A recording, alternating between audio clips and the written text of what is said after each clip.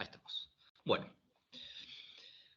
Bajo ese concepto de índice, sí, que lo habíamos descrito con su expresión matemática más formal, que era básicamente la integral sobre la curva, la integral de línea sobre la curva C que esté analizando del diferencial ángulo del campo vectorial, ¿sí?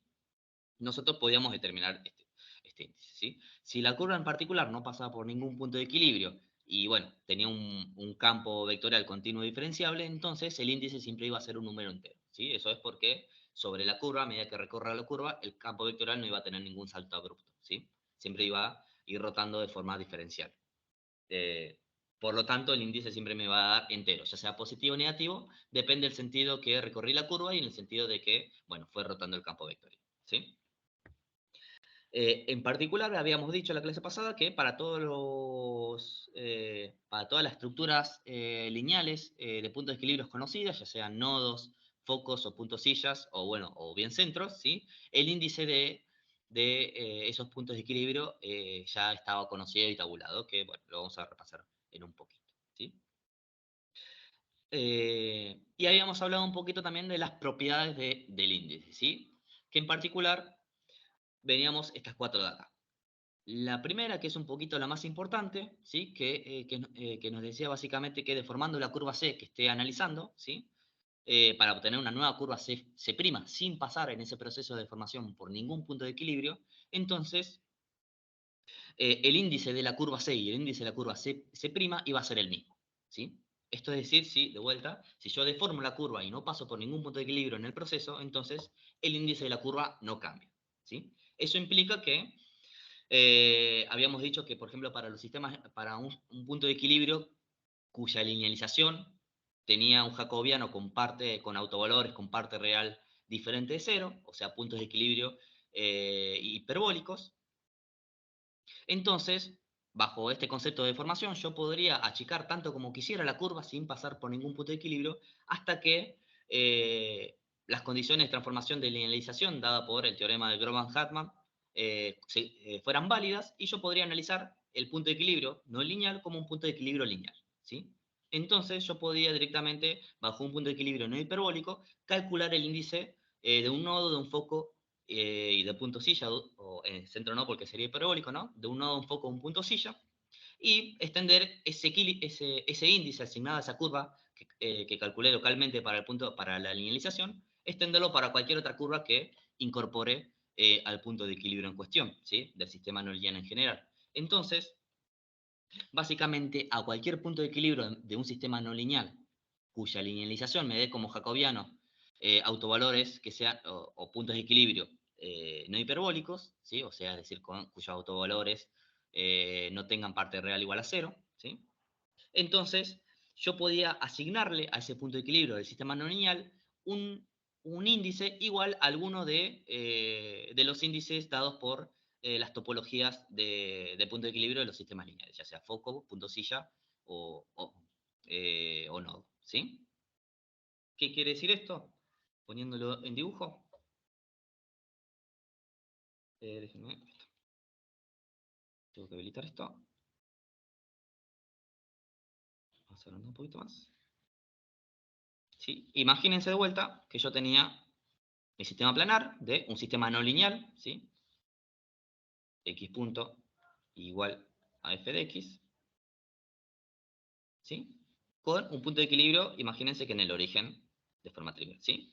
Este punto de equilibrio es un punto de equilibrio de un sistema no lineal, así que en principio no puedo analizar con las herramientas que tengo de sistema no lineal, pero sí yo puedo aplicar sobre este punto de equilibrio una linealización, y si ese punto de equilibrio tiene como linealización una matriz jacobiana con autovalores con parte real diferente de cero, entonces yo podía, bajo el análisis de una curva en cualquier parte del plano, yo podría reducir esta curva a hacerla tan chiquita como sea para que el sistema rodee de forma diferencial al punto de equilibrio y analizar las trayectorias del punto de equilibrio no lineal como si fuera un sistema lineal, ¿sí? Y esas trayectorias del punto de equilibrio como sistema lineal para un punto no hiperbólico ya son conocidos, ¿sí? Como les digo, si el punto de equilibrio es no hiperbólico, entonces mi índice va a tener dos opciones, que sea más 1 o bien menos 1. ¿Sí? Habíamos hecho unas pequeñas cuentas, unas demostraciones, por lo menos muy visuales, la clase pasada, donde en particular para los nodos teníamos que el punto de equilibrio, el índice de la curva que rodea a un nodo era más 1, mientras que para un punto silla, ¿sí? El índice que rodea a una curva que encierra el punto silla era menos 1. ¿Sí? Básicamente teníamos estos dos casos si el punto era, no hiperbólico. Perdón, hiperbólico.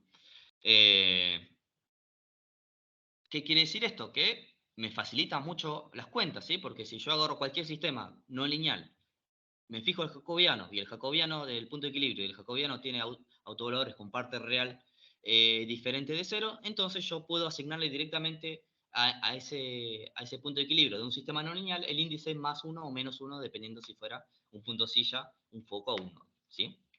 Entonces fíjense que si el punto es hiperbólico, eh, básicamente se reduce en gran medida a calcular el índice de una curva. Ahora bien, si el punto es hiperbólico, es decir, que la linealización tiene autovalores con parte real nula, ¿sí? Entonces todos los conceptos de linealización no se aplican, ¿sí? No es válido, o no existe una transformación que me transforme el sistema no lineal en un sistema lineal, por lo menos de forma local, ¿sí? Por lo tanto, todas estas cosas no puedo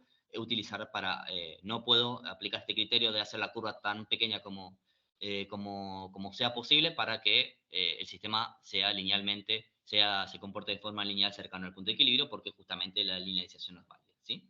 Sin embargo, frente a esas situaciones donde tenga puntos no hiperbólicos, de todas formas puedo calcularle el índice al punto de equilibrio, ¿sí? ¿Cómo lo puedo hacer? Bueno, de forma más artesanal, ¿sí? Ya no usando estos conceptos de linealización, sino directamente calculando el índice o bien de forma por la definición formal, es decir, haciendo las cuentas y calcular cómo es la rotación en cualquier curva que encierra un punto de equilibrio no hiperbólico, o bien de forma gráfica para tener una idea, básicamente, si tengo una resolución suficientemente buena, yo podría de forma gráfica tratar de intuir cuál va a ser la rotación, cuántas vueltas va a dar el campo vectorial a medida que recorra la curva, ¿sí?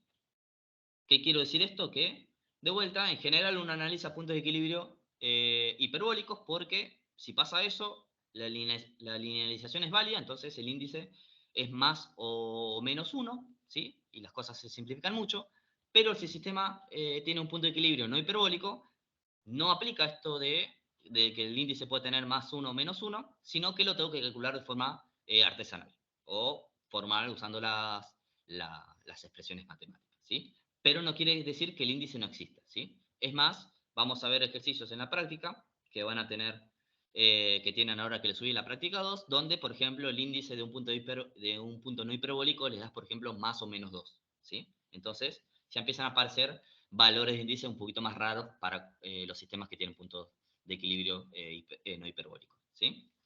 Pero de vuelta, quédense con la idea de que si el punto de equilibrio es hiperbólico, entonces calcular el valor del índice del punto de equilibrio es muy fácil, pero si el punto de equilibrio es no hiperbólico, si bien ya no es fácil, no puedo aplicar esto, no quiere decir que todavía no pueda calcular el índice del punto de equilibrio, ¿sí? Lo tengo que hacer utilizando otras herramientas, ¿sí? Como es el análisis del campo vectorial en una curva en particular, ¿sí? Bien. Eh, bueno, en la propiedad 2 nos decía básicamente que si si la curva C que yo elija no encierra ningún punto de equilibrio, entonces el índice asignado a una curva que no encierra ningún punto de equilibrio era igual a 0, ¿sí? Es decir que, imagínense, yo tengo un punto de equilibrio en el origen, pero considero una curva en esta región del plano que no encierra ningún punto de equilibrio, entonces este índice de la curva, o de cualquier curva que no encierra ningún punto de equilibrio, va a ser igual a 0, ¿sí? Bueno, el punto 3 es básicamente lo que nos permitía decir que el índice de un nodo estable o un nodo inestable era el mismo, porque si invierto la parametrización del tiempo, lo que nos dice la propiedad 3 es que el índice de la curva no cambia, ¿sí? ¿Qué quiere decir? Que es lo mismo analizar un foco estable que un foco inestable, porque el índice va a ser exactamente el mismo, ¿sí? O si tengo un sistema que que tiene, bueno, trayectorias divergentes, yo puedo invertir la parametrización del tiempo para analizarlo de forma más sencilla, y el índice de ese sistema transformado o cuya parametrización del tiempo fue invertida, va a seguir siendo el mismo que el original. ¿Sí? Bueno, y el punto 4, que es un poquito el que nos vamos a basar para dictaminar los criterios que vamos a utilizar a continuación, nos dice que para una órbita cerrada, eh, es decir, si elijo mi curva C para que sea coincidente con una órbita cerrada de mi sistema, ¿sí? Entonces el índice de esa curva será igual a más 1. ¿Sí? ¿Por qué? Porque si yo hago mi curva C coincidente con mi ciclo límite, ¿sí? Entonces si analizo eh, la rotación del campo vectorial sobre esta curva, bueno, la rotación siempre va a ser tangencial a la curva porque lo hice coincidente justamente con mi ciclo límite. Por lo tanto, al ser tangencial, ¿sí? Al cabo de una vuelta entera, básicamente el campo vectorial va terminando una vuelta. ¿Sí? No hay otra vuelta que dar. Valga la redundancia. Ahora bien, de este punto y de este punto salía algo muy importante combinando 2 y 4. ¿Sí? Si cualquier curva que yo considere que no encierre ningún punto de equilibrio tiene índice igual a 0, y cualquier órbita cerrada que yo considere tiene un índice igual a 1, entonces, para que pueda existir una órbita cerrada en mi sistema, sí o sí se tiene que dar la condición de que la órbita cerrada encierre a un punto de equilibrio, aunque sea, como mínimo. ¿Sí? No puede existir en un sistema no lineal una órbita cerrada que no encierra ningún punto de equilibrio. ¿Sí? No existe esa situación. ¿Sí? Esta es una de las cosas más fuertes que podemos sacar de esta teoría, en principio, y todavía no dijimos mucho. ¿Sí? Repito, para que pueda existir un ciclo límite, sí o sí el ciclo límite tiene que encerrar, aunque sea un punto de equilibrio. Puede encerrar más, pero mínimo tiene que haber un punto de equilibrio para que pueda existir una órbita cerrada. ¿Sí? No puede haber órbita cerrada en mi sistema que no posea puntos de equilibrio. ¿Sí? Eso ya nos da un criterio muy fuerte, porque si básicamente yo no puedo elegir ninguna órbita cerrada que no contenga ningún punto de equilibrio, entonces puedo empezar a restringir zonas de operación, zonas de posibilidades o regiones posibles donde existan ciclos límites. ¿Sí? Imaginen, no sé, esta situación. Tengo mi plano vectorial, ¿no? Perdón, mi plano en fase. Tengo un autovalor en el origen, imagínense. Perdón, un punto de equilibrio. E imagínense que yo analizo qué pasa con las trayectorias del campo vectorial sobre los ejes del primer cuadrante y detecto, ¿sí? Simplemente evaluando el campo vectorial en la región de cada uno de los cuadrantes de mi sistema, ¿sí? Descubro que mi campo vectorial siempre ingresa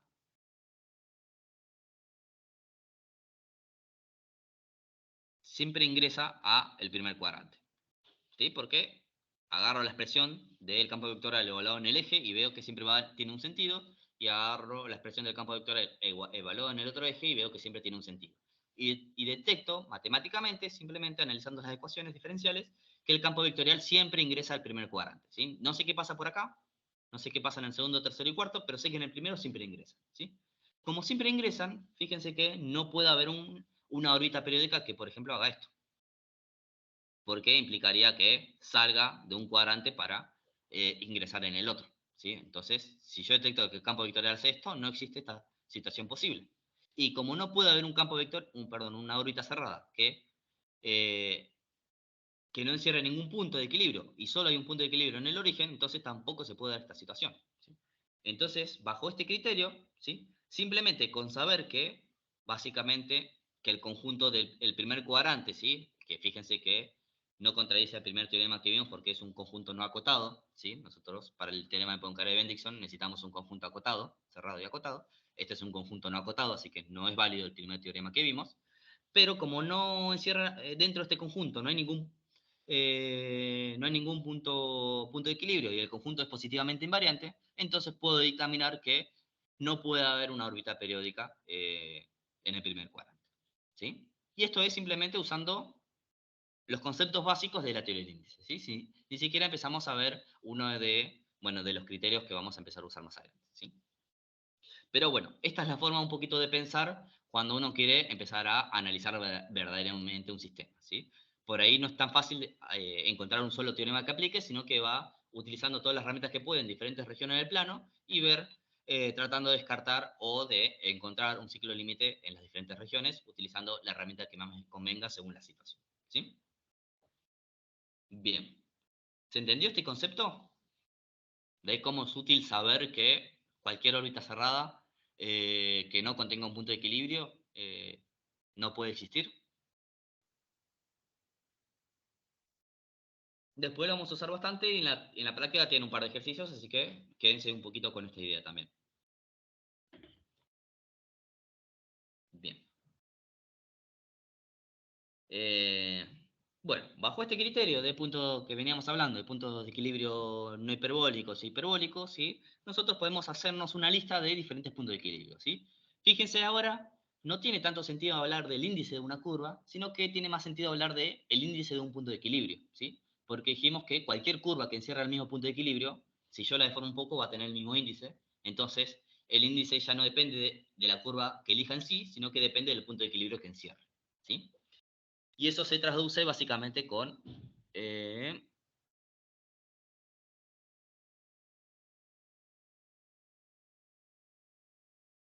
con la última propiedad que aparece acá. No la encontraba. ¿Sí? Que ahora la vamos a discutir. ¿Sí? Pero de vuelta, bueno, un centro es una órbita cerrada, así que de vuelta, si yo elijo una curva que encierre que sea coincidente con una trayectoria, una órbita cerrada, sabemos que el índice es igual a 1, ¿sí? Que viene de básicamente esta propiedad. Así que, si bien no es un punto de equilibrio hiperbólico, ¿sí? El centro como sistema lineal tiene su propio índice, ¿sí? Que es 1. En la práctica no me sirve esto porque si mi punto de equilibrio tiene una estructura de tipo centro, implica que es un punto de equilibrio no hiperbólico, entonces no puedo hacer un análisis usando las herramientas de linealización para, bueno, determinar el índice, así que esto mucho no me sirve, saber que el centro tiene el índice 1, pero sí me sirve saber que el nodo y el foco también tienen el índice 1, ¿sí? O sea, el índice de un nodo o el índice de un foco es igual a 1, ¿sí?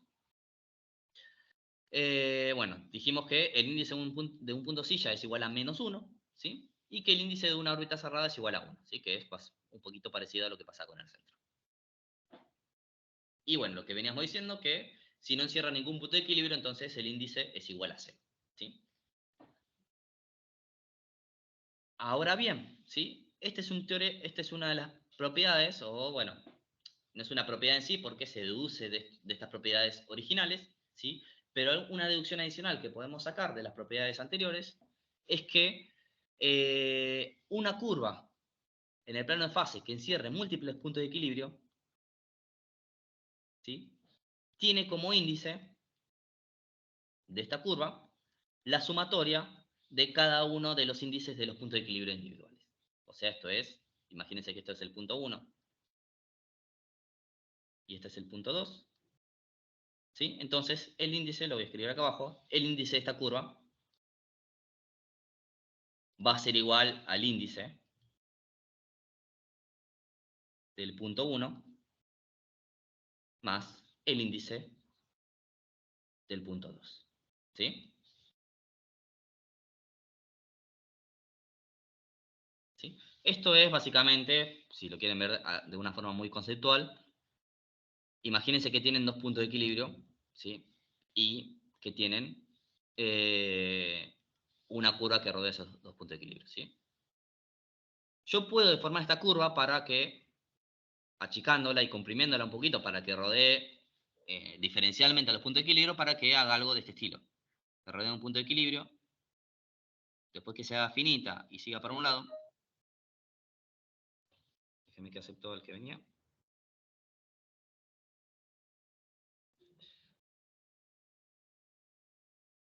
Que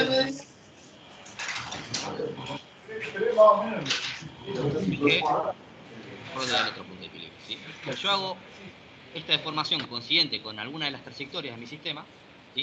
Básicamente cuando está la fase relativa. El audio abierto.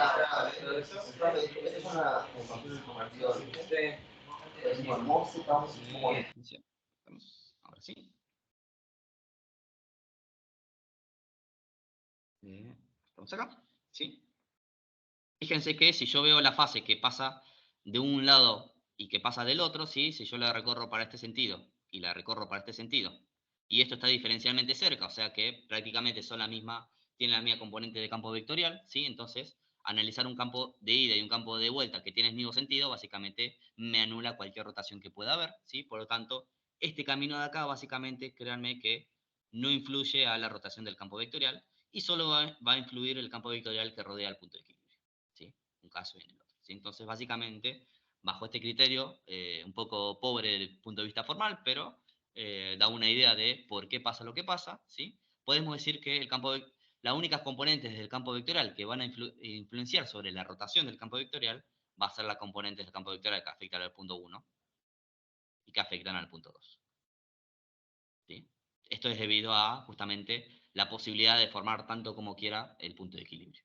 Perdón, la curva que esté analizando. ¿Sí? Por lo tanto, más allá de la explicación, ¿sí? Quédense con el concepto de que cualquier curva cerrada eh, que encierre a más de un punto de equilibrio tiene como índice de esa curva la sumatoria de cada uno de los puntos de equilibrio de forma individual. ¿Sí? Si encierro 50 puntos de equilibrio, entonces tengo el índice total de la curva va a ser la sumatoria de los 50 puntos de equilibrio que esté encerrando. ¿Sí? Con su signo, obviamente. Si se da el caso, por ejemplo, que tengo un punto silla y un nodo y agarro una curva y encierro el punto silla y el nodo, ¿sí? Fíjense que el índice de esta curva es igual a 0. ¿Sí? Porque me quedaría 1 menos 1. ¿Sí? Nodo, punto silla. ¿Sí? Fíjense que algo interesante, que una curva tenga índice igual a 0 no implica, o mejor dicho, si bien cuando no hay punto de equilibrio, indica que el índice de la curva que no encierra ningún punto de equilibrio es igual a 0, cuando el índice de una curva es igual a 0, no implica que no esté encerrando ningún punto de equilibrio. ¿Sí? Esto quería apuntar a este de acá. Y esto bien. ¿Sí? O sea, ojo con eso, si yo calculo el índice y me da igual a 0, no implica que no esté encerrando punto de equilibrio, sino simplemente que, bueno, la sumatoria de los, puntos, de los índices individuales cada uno me da igual a 0, ¿sí? Pero fue una situación muy particular, ¿sí? Bueno, acá lo dice un poquito abajo, así que bajo esta pregunta, si quieren, no lean lo que dice abajo, pero ¿cómo se imaginan que cómo podrían utilizar este concepto para determinar cuándo existen ciclos límites o cuándo no existen ciclos límites? Sabiendo que, por ejemplo, el índice de una curva cerrada tiene que ser sí o sí igual a 1. Para una órbita, ¿no? Para una órbita cerrada. ¿Se les ocurre alguna manera de poder usar esta teoría para ese análisis?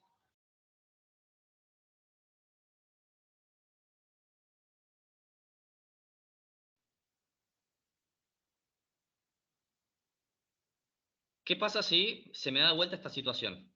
Que yo tengo un nodo acá y un punto silla acá. ¿Puede existir una órbita cerrada que encierre a estos dos puntos de equilibrio?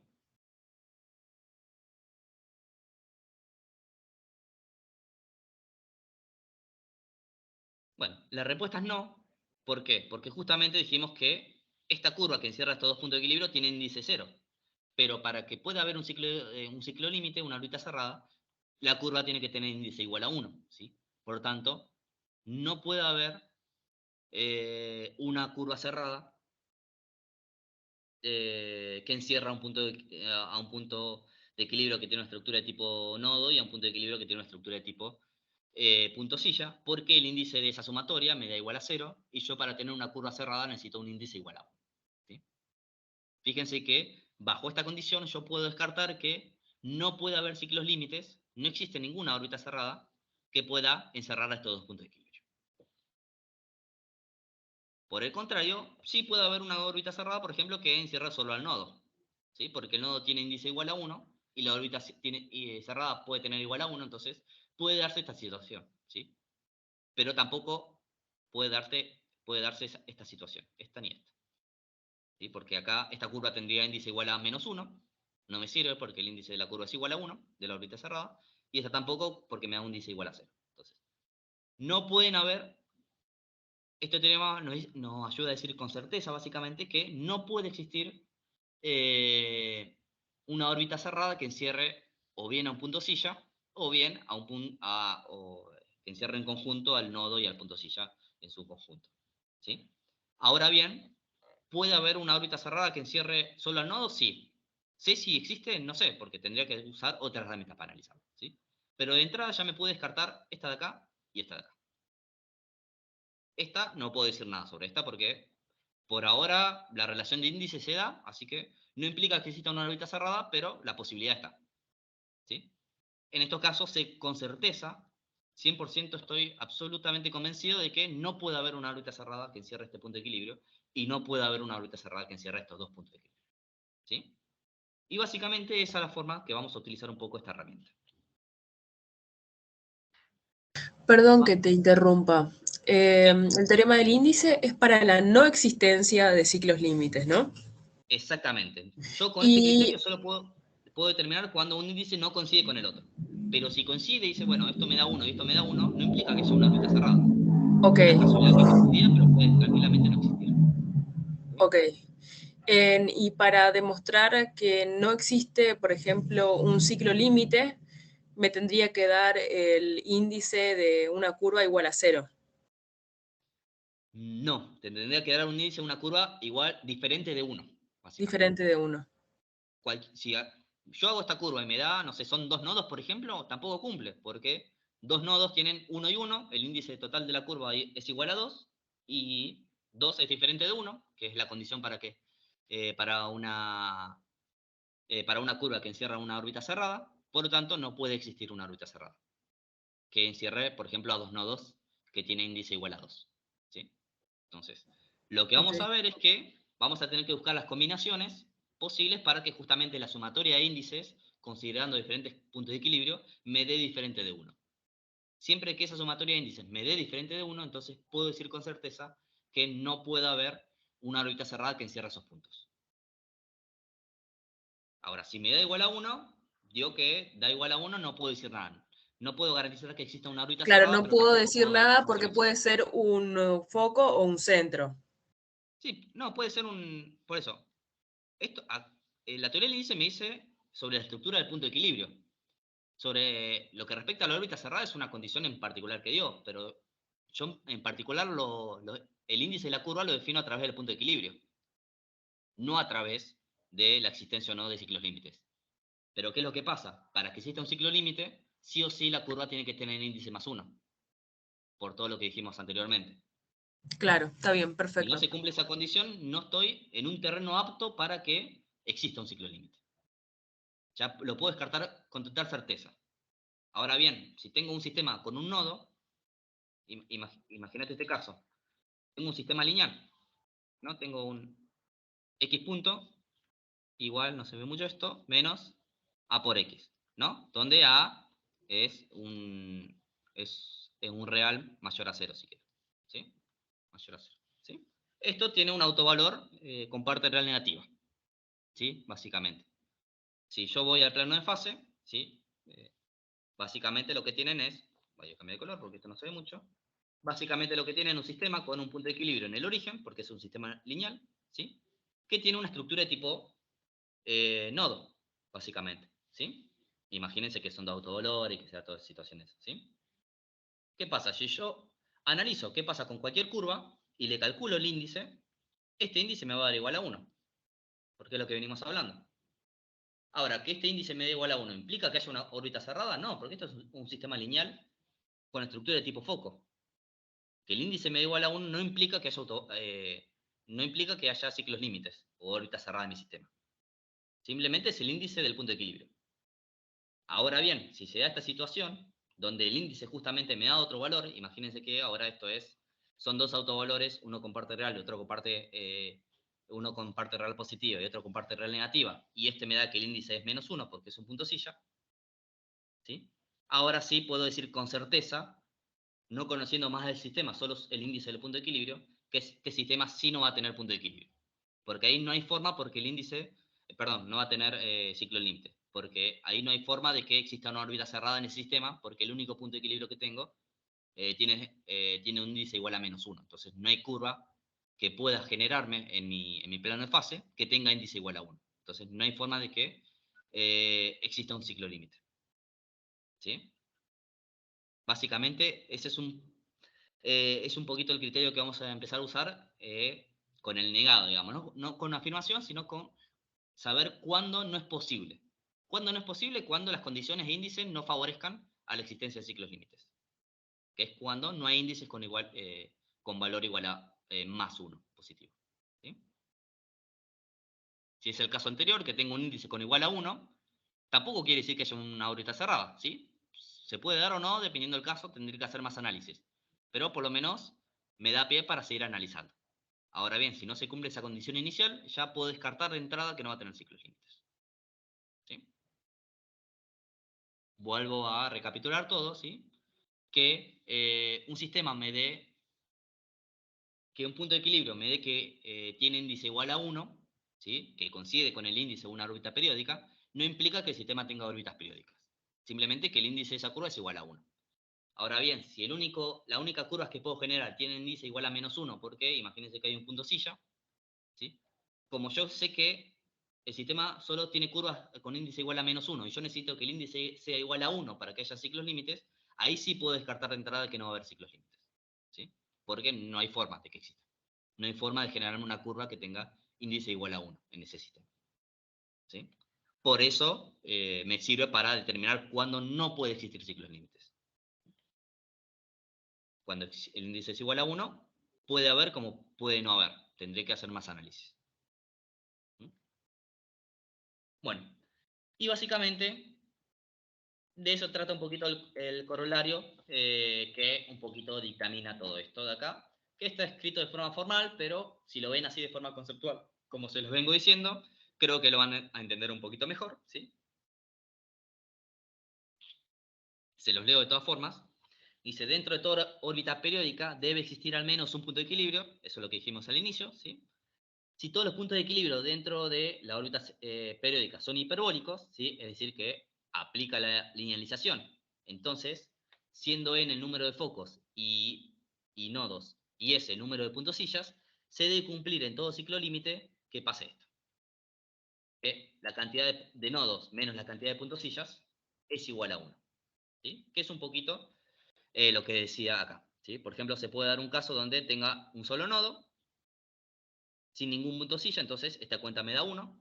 O puedo tener un nodo, voy a poner en los puntos sillas en rojo, esto es un punto silla, y esto es un nodo. Si yo calculo, el índice de esta curva no me da igual a 1, así que no puede haber ciclos límites acá, pero por ejemplo, si hay otro nodo, o un foco, ¿sí? Ahora sí puede haber una curva que encierre todo, porque si yo hago el balance entre nodos y puntos sillas, me da 1 más 1, 2, menos 1, 1, me sigue dando que el índice de esta curva es 1. Entonces, acá puede existir una órbita cerrada. De vuelta, si hay otro nodo, por ejemplo, ahí ya no, porque esto ya me daría más 2. Entonces, acá ya puedo decir que no va a haber ciclos límites. Que encierra todos los puntos. No quiere decir que no haya un ciclo límite que encierre solo a uno de los nodos individualmente. ¿Sí? Que básicamente es lo que nos dice el colorario de acá, solamente que en vez de analizar por el índice, que vale +1 para el nodo y -1 para los puntos sillas, lo que hace es, se fija cuántos nodos hay, cuántos puntos sillas hay, y como sabe que el nodo y el punto silla tienen igual índice pero signo contrario, lo único que hace es restarlos, básicamente. N es cantidad de nodos o focos en mi sistema, S es cantidad de puntos sillas en mi sistema. ¿Sí? Es lo mismo sin usar este concepto de índice. Por ello yo prefiero un poquito más el concepto de sumatoria de índices individuales. Entiendo un poquito más el concepto detrás, ¿no? Bueno, de vuelta todo esto muy al aire, vamos a ver un ejemplo para que quede un poquito más asentado la aplicación, ¿sí? Imagínense ahora que tengo este sistema, por ejemplo. ¿Sí? Lo primero que hay que hacer, obviamente, la teoría de índice se basa básicamente en ver qué pasa con los puntos de equilibrio, así que lo primero que debería hacer es calcular los puntos de equilibrio, ¿sí? Lo hago, ¿sí? Igualando las expresiones, igualándolas a cero y despejando las diferentes opciones para que se cumpla esa condición, y me da dos puntos de equilibrio posibles: el origen y la coordenada 1, 1, ¿sí? Ahora, ¿qué resta hacer? Bueno, analizar qué pasa con la estructura de cada uno de los puntos de equilibrio, es decir, analizar el jacobiano sobre cada uno de esos puntos de equilibrio del sistema, ¿sí? El jacobiano en su forma general me da esto, ¿sí? Que básicamente es derivando estas expresiones para cada una de las componentes. Y si lo reemplazo en cada uno de los puntos de equilibrio en particular, en un caso me da que tengo una estructura de punto silla, y en otro caso me da que tengo una estructura de foco inestable, ¿sí? Simplemente evalúo el punto de equilibrio en el jacobiano y, bueno, le calculo el determinante, le calculo los autovalores, que es igual a calcular el determinante de A menos lambda por la matriz identidad, ¿no? Eso para cada uno de estos casos, ¿sí? Es decir, calcular el polinomio característico y despejar el autovalor. Bajo estas condiciones, ¿sí? Los dos puntos son hiperbólicos, entonces, en principio puedo usar toda la teoría que vengo hablando anteriormente. Y si no fueran también, ahora voy a hacer una salvedad, pero por lo menos se facilita mucho las cosas. Como los dos puntos son hiperbólicos, uno con estructura punto silla y otro con foco inestable, ¿sí? Donde acá dijimos que este sistema tiene cualquier curva que encierre solo al foco va a tener un índice de +1, y cualquier curva que encierre solo al punto silla va a tener un índice de -1, ¿sí? Estas son las dos opciones de índice que tengo en mi sistema porque tengo dos puntos de equilibrio. Ahora lo que hay que ver es las combinaciones de los diferentes puntos de equilibrio y ver cuándo hay posibilidad de que exista un ciclo límite y cuándo está descartado al 100% de que no puede haber ciclos límites, ¿sí? Eso lo puedo hacer simplemente viendo las combinaciones que hay. Vamos a ver las combinaciones y después vemos el diagramita, ¿sí?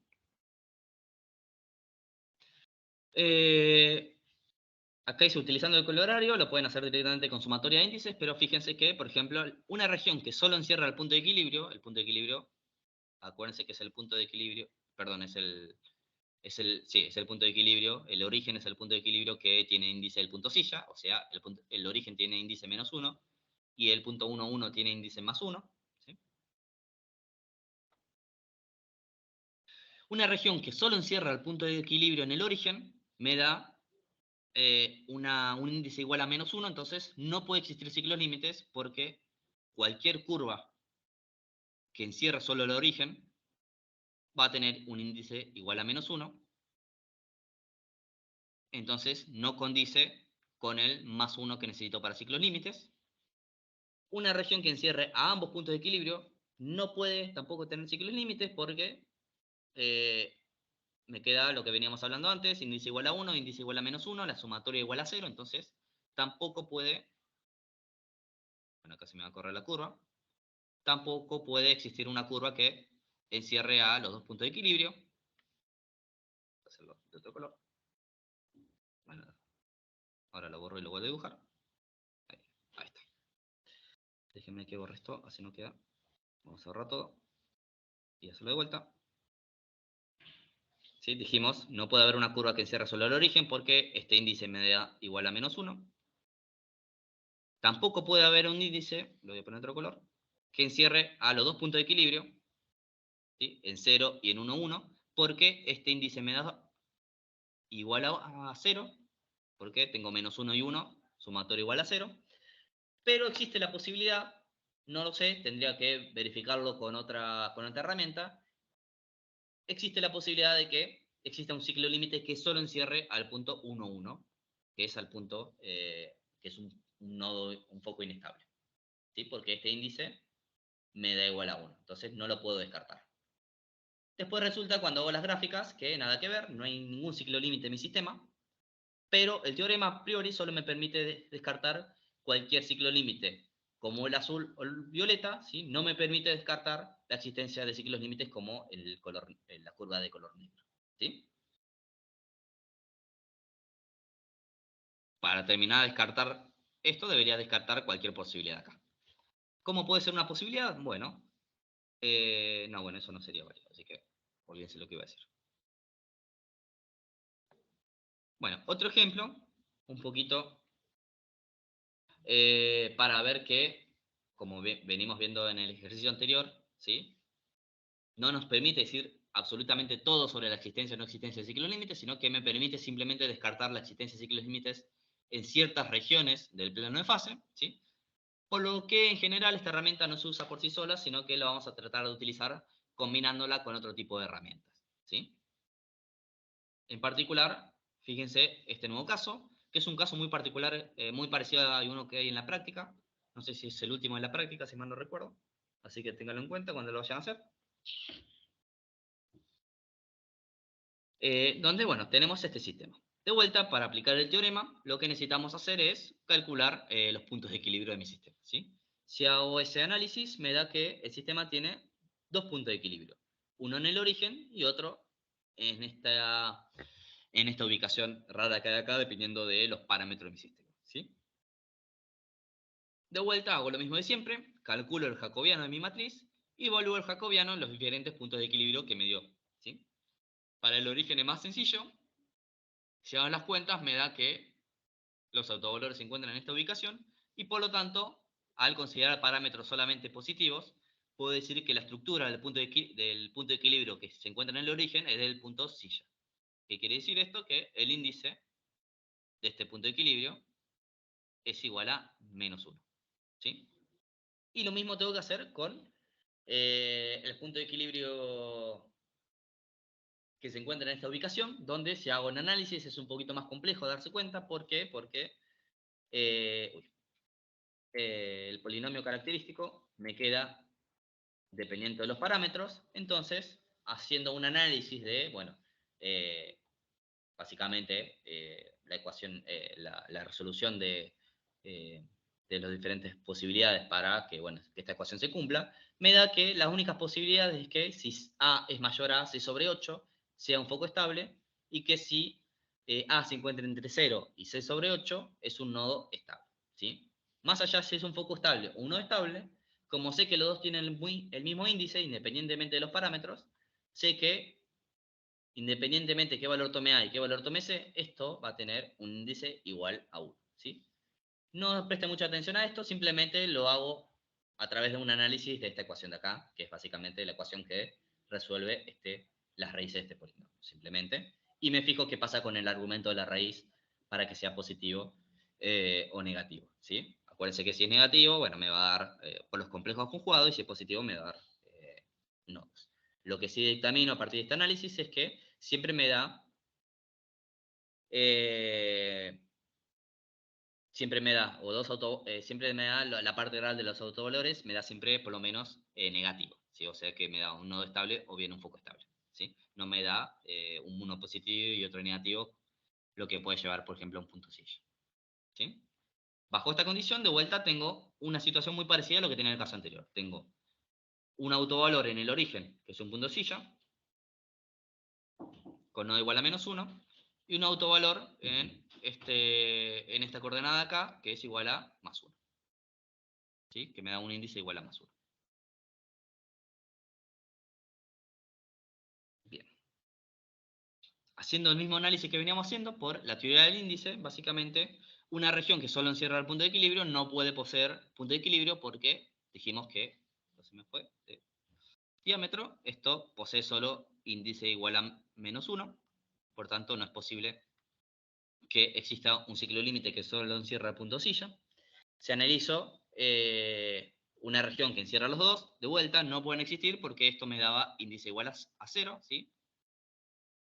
Y bueno, en principio, por la teoría del índice, llegó a la misma conclusión que el caso anterior, donde eh,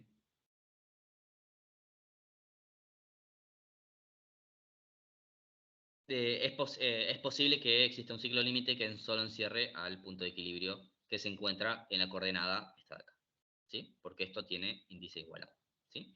Por tanto, acá llegué a la misma conclusión. Pude descartar estas dos situaciones, esta y esta, pero no puede descartar la existencia de esta situación que hay acá, de un ciclo límite que solo encierre al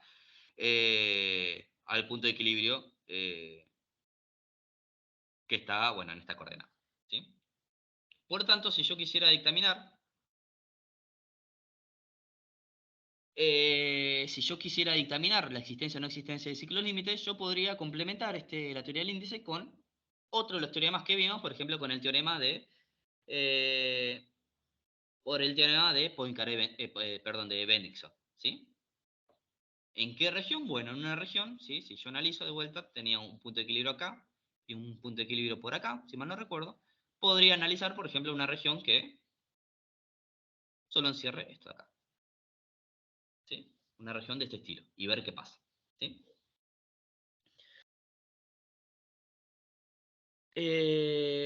Bueno, en particular, ¿sí? Si yo analizo qué pasa con las trayectorias que atraviesan el eje X2, o sea, este eje de acá, X2 y X1,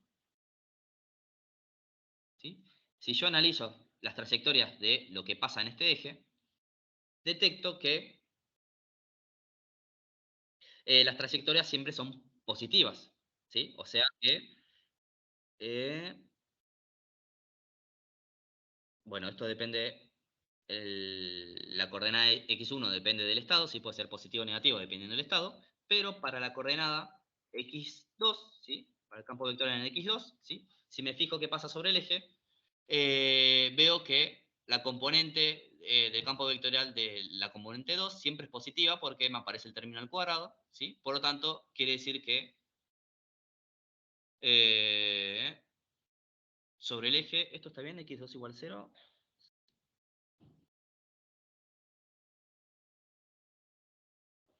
Entiendo que debería ser X2 igual 0, o sea, esto debería ser así. Y no hay algo dado vuelta. Déjenme que verifico las ecuaciones, porque me parece que esto está mal. Vamos a ver las expresiones, ¿sí? En X2 igual 0 tengo, déjenme que ver la expresión original. X2 igual 0, tengo que esto es A por X1. Y no, está bien. Bien. Ah, perdón, X2 igual a 0 es el eje X1, sí. Ahí se me hizo un matete yo. Bien. X2 igual a 0 implica este eje de acá, ¿no? Ahí lo había marcado mal. Sí. X1, X2. Cuando X2 es igual a 0, estoy analizando este eje de acá, ¿sí? Y dijimos que teníamos un autovalor acá, perdón, un punto de equilibrio acá y un punto de equilibrio acá.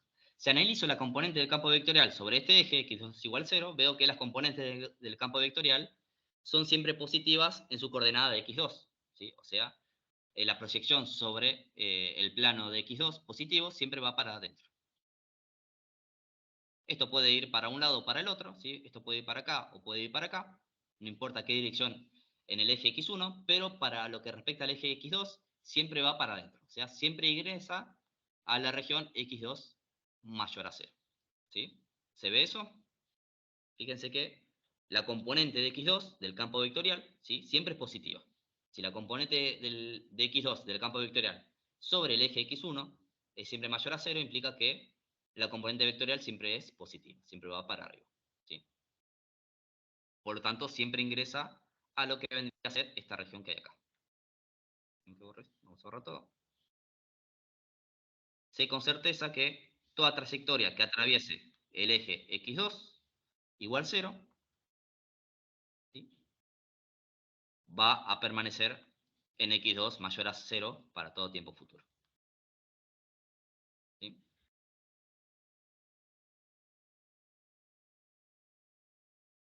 Creo que alguien quería entrar. Déjenme un segundito. No. Bien. Por lo tanto, yo podría tomar como mi región, para utilizar el criterio de Bendixson, la región justamente X2 mayor o igual a 0. O sea, toda esta región que hay acá. ¿Sí? Perdón, vamos a usar este color. O sea, X2 mayor a 0. Ahora sí creo que hay alguien. ¿Dónde la puerta?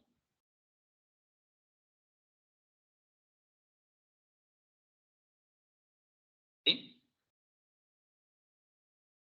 Y vamos a utilizar el teorema de Bendixson justamente en esta región, ¿sí? ¿Y qué nos dice? Si calculamos la divergencia, ¿sí?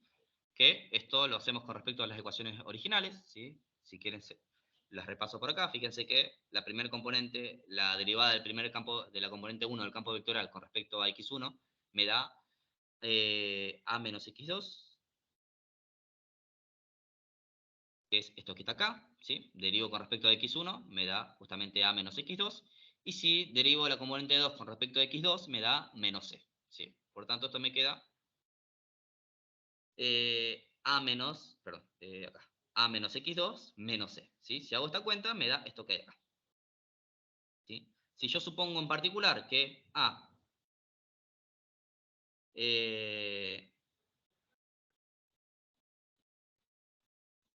dijimos que a es menor a c, ¿sí? Para que esto me dé negativo. Y considero que la región, mi región D que estoy analizando se da para x2 mayor a 0, ¿sí? Esto de acá siempre va a ser negativo, ¿sí? ¿Se ve esto?